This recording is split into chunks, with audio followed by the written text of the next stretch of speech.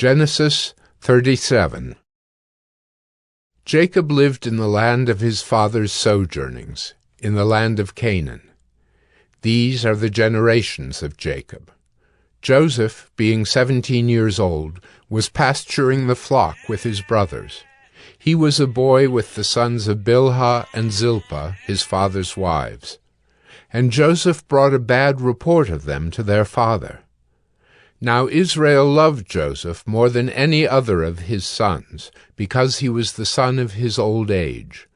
And he made him a robe of many colors.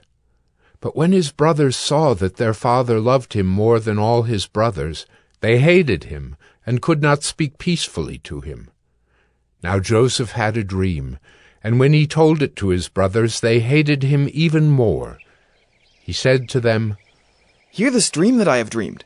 Behold, we were binding sheaves in the field, and behold, my sheaf arose and stood upright. And behold, your sheaves gathered around it and bowed down to my sheaf." His brothers said to him, "Are you indeed to reign over us, or are you indeed to rule over us?" So they hated him even more for his dreams and for his words. Then he dreamed another dream, and told it to his brothers, and said, "Behold, I have dreamed another dream. Behold, the sun, the moon, and 11 stars were bowing down to me." But when he told it to his father and to his brothers, his father rebuked him and said to him, "What is this dream that you have dreamed? Shall I and your mother and your brothers indeed come to bow ourselves to the ground before you?" And his brothers were jealous of him, but his father kept the saying in mind. Now his brothers went to pasture their father's flock near Shechem. And Israel said to Joseph, "Are not your brothers pasturing the flock at Shechem? Come, I will send you to them." And he said to him, "Here I am." So he said to him, "Go now, see if it is well with your brothers and with the flock, and bring me word." So he sent him from the valley of Hebron, and he came to Shechem.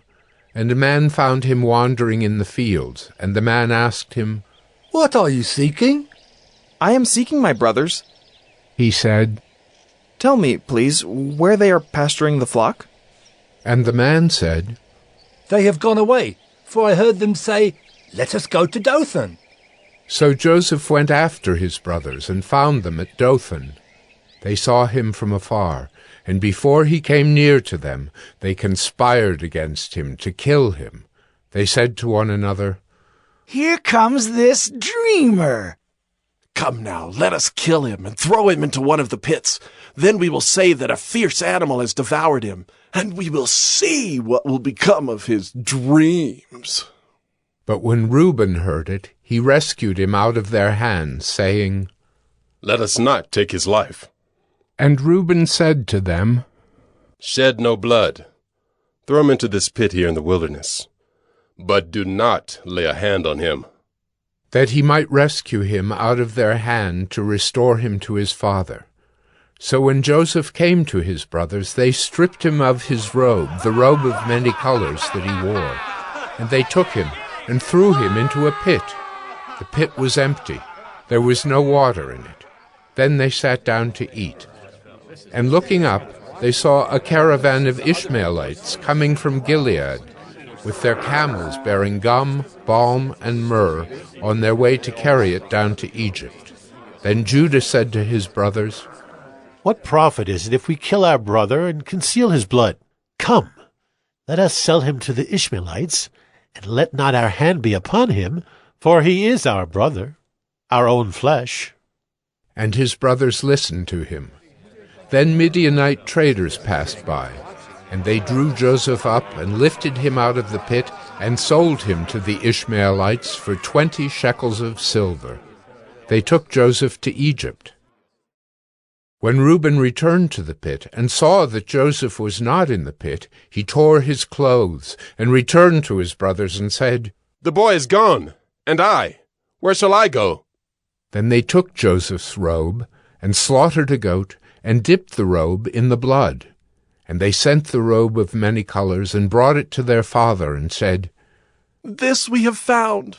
Please identify whether it is your son's robe or not." And he identified it and said, "It is my son's robe. A fierce animal has devoured him. Joseph is without doubt torn to pieces." Then Jacob tore his garments, and put sackcloth on his loins, and mourned for his son many days. All his sons and all his daughters rose up to comfort him, but he refused to be comforted, and said, "No, I shall go down to Sheol to my son mourning." Thus his father wept for him. Meanwhile, the Midianites had sold him in Egypt to Potiphar, an officer of Pharaoh, the captain of the guard.